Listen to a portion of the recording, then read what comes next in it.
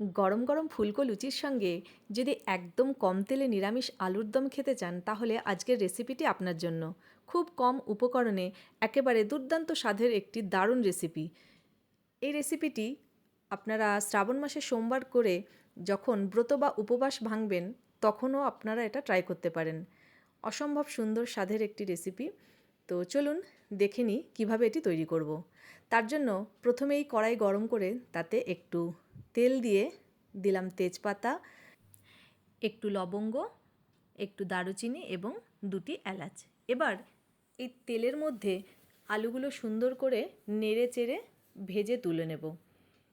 অনেকে আলুর দমের আলু সেদ্ধ করে নেন, আমার আলুর দমের আলুটা সেদ্ধ করে নিতে ভালো লাগে না, তো আমি একটু তেলের মধ্যে এরকম নেড়ে চেড়ে তুলে নেব। তারপরে দেবো একটু হলুদ গুঁড়ো এবং এদিকে আমি টমেটো, আদা এবং কাঁচা লঙ্কা দিয়ে একটি মশলা পেস্ট করে নেব। এবং এটা হচ্ছে সেই সিক্রেট ইনগ্রিডিয়েন্টস যেটা আমি ইউজ করেছি, একটু ক্যারট এবং একটু ক্যাপসিকাম। এতে গ্রেভিটা ভীষণ ঘন হয় আর একটা সুন্দর টেস্ট আসে। তার সাথে আমি একটু, দেখতেই পেয়েছেন, আমি একটু গরম মশলা মানে দারুচিনি এবং এলাচ পেস্ট করে নিয়েছি। এবার ওই তেলের মধ্যেই আমি মশলাটা দিয়ে সুন্দর করে কষিয়ে নেব একটু জল দিয়ে, যাতে মশলাটা খুব সুন্দর করে ফ্রাই হয়ে যায়। তো যেহেতু কম তেলে করা হচ্ছে, অল্প অল্প জল দিয়ে যদি করা হয় তাহলে মশলার গন্ধটাও আর থাকে না আর সুন্দরভাবে কষেও যায়। এবার এই ভেজে রাখা আলুগুলো আমি এর মধ্যে মিশিয়ে দিয়ে ভালো করে নেড়ে চেড়ে কষিয়ে নেব।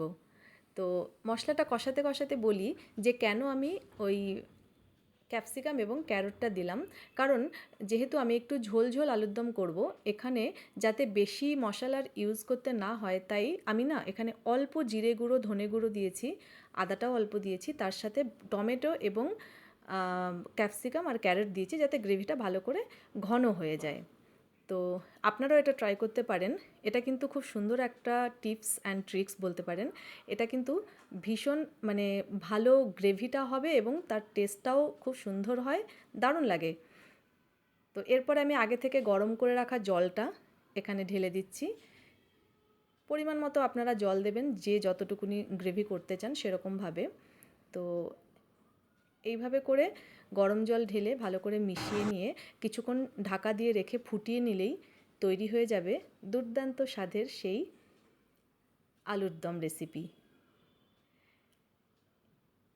এই রেসিপিটি যে কোনো জিনিসের সাথে, যেমন গরম গরম ফুলকো লুচির সাথে খেতে তো অসম্ভব সুন্দর লাগে। দেখুন কি সুন্দর হয়েছে দেখতে, কি সুন্দর ঘন গ্রেভি।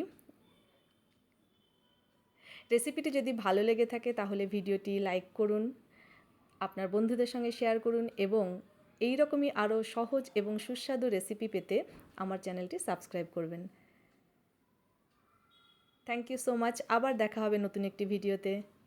সবাই ভালো থাকবেন, সুস্থ থাকবেন।